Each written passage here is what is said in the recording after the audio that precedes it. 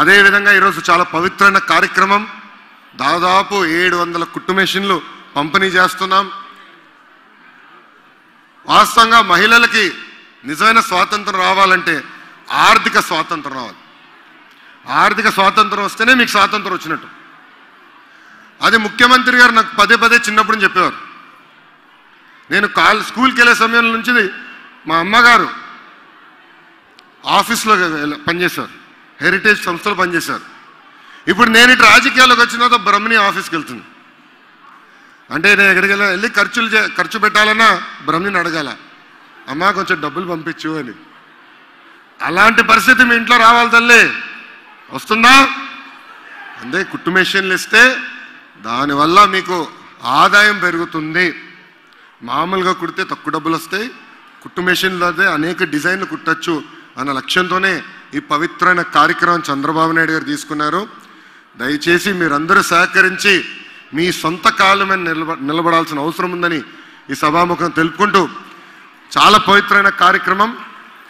ఇక్కడ సుబ్బారాయుడు గారు ఉన్నారు, పెద్దలు. నేను చిన్నప్పుడు ఎంత ఆడుకున్నాను, చాలా సీనియర్ నాయకుడు పార్టీకి. గురువు గారి ఆధ్వర్యంలో, కాపు కార్పొరేషన్ ఆధ్వర్యంలో ఈరోజు ఈ కుట్టు మెషిన్లు కూడా పంపిణీ చేస్తడం జరుగుతుంది. అంతేకాకుండా బీసీ కార్పొరేషన్ ద్వారా కూడా ఈ కార్యక్రమం చేస్తున్నాం. ఇక్కడ ప్రత్యేకంగా శైలజ మేడం గారిని కూడా మనం గుర్తు చేసుకోవాల్సిన అవసరం ఉంది. ఎందుకంటే అనేక కార్యక్రమాలు చేసినా ఎవరన్నా ఓనర్షిప్ తీసుకుని అమలు చేయాల్సిన అవసరం ఉంది. ఈరోజు ఇక్కడ జెడ్పీటీసీగా అమ్మగారు చాలా అద్భుతమైన కార్యక్రమం చేపడుతున్నారు. ఇంకో పక్కన మనోజ్ గారు వెనకాల నుండి కొంచెం సహకరిస్తున్నారు, అంతేనా? మనోజ్ గారు వెనకాల నుండి సహకరిస్తున్నారు. ఏం మనోజ్ గారు, అంతేనా? అమ్మగారు స్పీడ్ చూస్తుంటే మీకు మళ్ళీ ఇంక ఇబ్బందే. రాజకీయాలకు స్పీడ్లో ఉన్నారు, మనోజ్ గారే స్లోగా ఉన్నారు. ఏం తల్లి, అంతేనా? మా అక్క చాలా స్పీడ్లో ఉన్నారు, అవునా కాదా? ఆర్నిసలు మీ మధ్యలో ఉన్నారు, అవునా కాదా? సో రాబోయే ఎన్నికల్లో మీరు ఏం చేస్తారో, సహకరిస్తారా? తెలుగుదేశం పార్టీని గెలిపిస్తారా? భారీ మెజారిటీతో గెలిపిస్తారా? అదేవిధంగా తెలుగుదేశం పార్టీ ఇన్ఛార్జ్ చిరంజీవి గారు కూడా మీకోసం అహర్నిశలు కష్టపడుతున్నారు.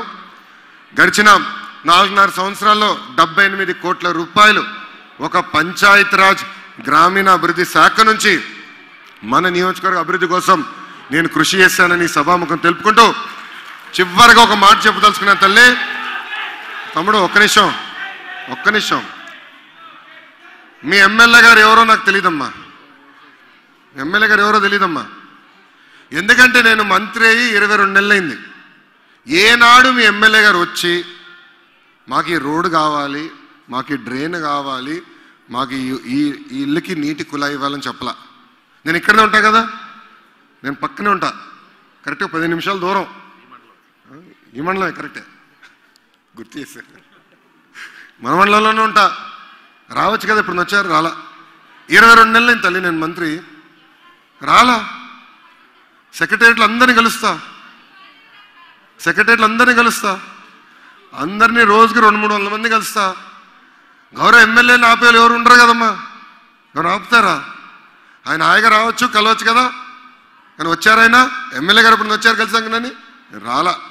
అంటే మీ గురించి ఎంత ఆలోచిస్తున్నారో ఒక్కసారి మీరు ఆలోచించమని ఈ సభాముఖం కోరుకుంటూ, వచ్చే ఎన్నికల్లో భారీ మెజార్టీతో తెలుగుదేశం పార్టీని గెలిపించాలని ఈ సభాముఖం మిమ్మల్ని అందరూ కోరుకుంటూ, దాదాపు 2.5 గంటల ఆలస్యమైన నా ప్రసంగం విన్నందుకు నా హృదయపూర్వక ధన్యవాదాలు తెలుపుకుంటూ నేను సెలవు తీసుకుంటున్నాను. జోహార్ అన్న ఎన్టీఆర్, జోహార్ అన్న ఎన్టీఆర్. చంద్రబాబు నాయుడు గారి నాయకత్వం, జై హింద్.